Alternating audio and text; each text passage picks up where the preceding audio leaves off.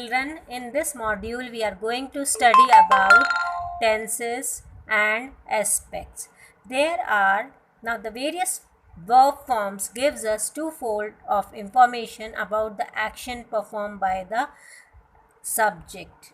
Now what do we get? What kind of information do we get? We get time of an action, whether it is a present time, past time, or the future time, or we get the state of an action. State of an action means whether that action is being continued or the action is completed. Now there are three kinds of tenses: past, present, and future. Now past tense, all these tenses are redivided into four types. What are those? Simple, continuous, perfect, and perfect continuous. Now simple tense, it only tells about the time. It only tells about the time of the action. It does not tell us about the state of the action, whether the time is past or the present or the future. So there are in total we have 12 type of tenses.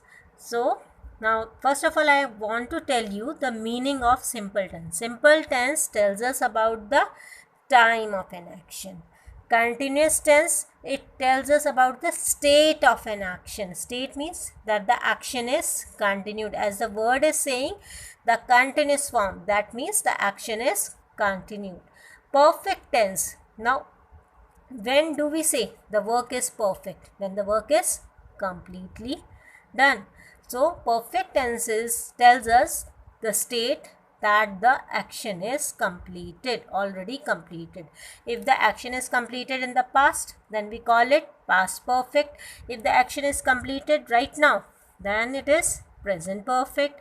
If the action will be completed in future, that will be known as future perfect. In the same way, continuous tense, if the action is continued in the past, past continuous.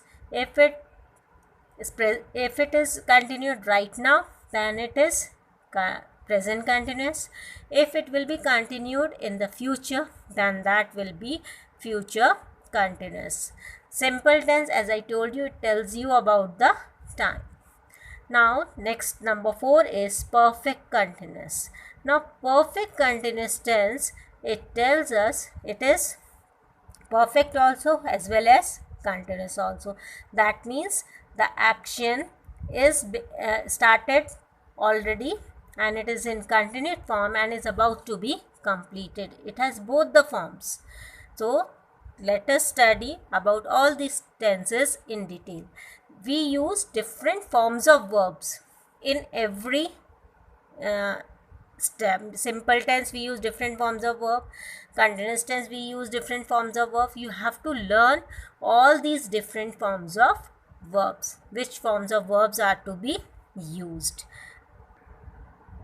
Now as I said that there are different forms of verb, I want to tell you about the different forms of verb which you are going to use while learning the tenses. Now V1, verb number, first form of the verb. Verb 2, second form of the verb. Verb 3, third form of the verb. Verb 4, fourth form of the verb. And verb 5, that is the fifth form of the verb. As the word play. Now play is, it is neither has s nor ed nor ing, so it is what? It is the first form of the verb. Second form of the verb, it takes ed. Sometimes it is a irregular verb, so it takes in a different way. For example, cut. Cut remains cut everywhere, but only in V4 form it becomes cutting or cuts. So you have to learn these kinds of verbs. You should know about all these kinds of verbs. Here I have taken some examples, only few examples. You can go through, you can see, but you can find out other examples in your books. Then in the same way, sleep, slept, slept. Verb third form is slept, and V4, that is the verb fourth form of the verb, is ing form. Ing form is the V4 form. When it takes S or ES, it is V5. And when it takes ED or EN at the last, then that is V3. So you have to learn all these different kinds of the verbs. Now let us begin with simple present tense. Now simple present tense, now what is the structure? You should know about the structure of simple present tense. Now simple present tense, simple tense, it is a simple tense. So it tells you about the time. Time means that the action took place in the present time. So for that, now I have written the structure for assertive and positive also, then negative and interrogative. Assertive sentences, positive sentences. So how it takes subject, either we write V1 form or we write V5 form. I tell you how we write all this. Then subject plus, if we are forming negative, we write do or does, that is the helping verb we use, plus not in between subject and V1 form. In this between subject and verb form, we use do or does along with not when we form the negative sentence. Here in interrogative sentence, the structure will be, the sentence will begin with the question word. So here the question word what we can use, that is the same helping verb do or does, then followed by subject, followed by V1. That will be your interrogative form. Now for example, you can see he sings very well. So here he is singular, so it will take V5 form, S form of the verb. So learn that verb form in order to learn the tenses. It's very, very important. Then I do not, this is, we are forming, if we form the negative of this sentence, how we will form? He does not sing. Now sing will come. Does with does we will write V1 form of the verb, not V5 form of the verb. You can see here I have given do, subject, do or does, followed by not, followed by V1. So you have to write V1 form of the verb. He does not sing very well. If you have to form the interrogative of this, how you are going to form? Does he sing? V1 is sing. Does he sing very well? Then the question mark. In the same way, negative form mein, how you can form the sentence? I do not like conflicts. In the assertive sentence, how you can form this? I like conflicts. Do you like conflicts? In the interrogative form. Do you cook on weekends? So I in English, it is it is singular, but in English sometimes it takes the plural form of the verb, sometimes it takes the singular form of the verb. This is I is exceptional case in English. You. Now you can be used for either one person or for many persons. So it always take the plural form of the verb, that is do. Do you cook on weekends? Does, because he is the subject, it is a singular. So does he know what he is saying? So this is how you have to learn the structure. You should know that which form of the verb will come. So simple present tense, V1 or V5 form of the verb will come. Now next we will have simple past tense. Simple past tense, we have to remember, in simple present tense we use V1 form of the verb or V5. Here we will use V2 form of the verb, subject plus V2 plus rest part of the sentence, and that will be the sentence. Then negative, when we form the negative, subject, here in simple present we use do or does, here we are going to use did along with not, and with did, always remember we always use V1.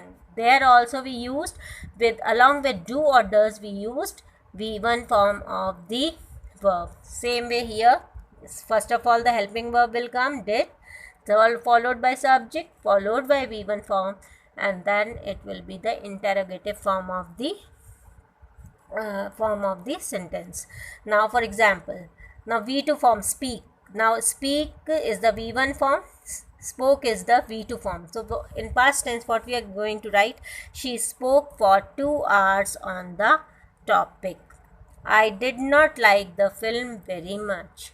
If you write like this, I did not liked the film very much, this is incorrect. This one is correct, this is incorrect. Why it is incorrect? Because you have used here liked. Liked is not the V1 form. V1 form is like. So that is correct and it is incorrect. In the same way, did you know what we have that we have a test today? So this is the correct form, because did, with did we are using the first form of the verb. If you use with did, knew. Now knew is the V2 form of the verb, so this is incorrect. So that's why I have written here. You have to remember all this with whenever in a sentence did, does or do comes as helping verb, they always take V1 form of the verbs. Always remember this part. You can write in your notebooks also all these things, the structure, in order to remember. Then we have simple future tense. Now simple future tense, it structure subject, will or shall plus V1 form of the verb followed by the remaining part of the sentence. So future tense, you all know that we always use will or shall. So it is easy to identify the future tense, will or shall plus V1 form. Simple present tense we used V1 form. Simple past tense we used V2 form. And here again we are using V1 form.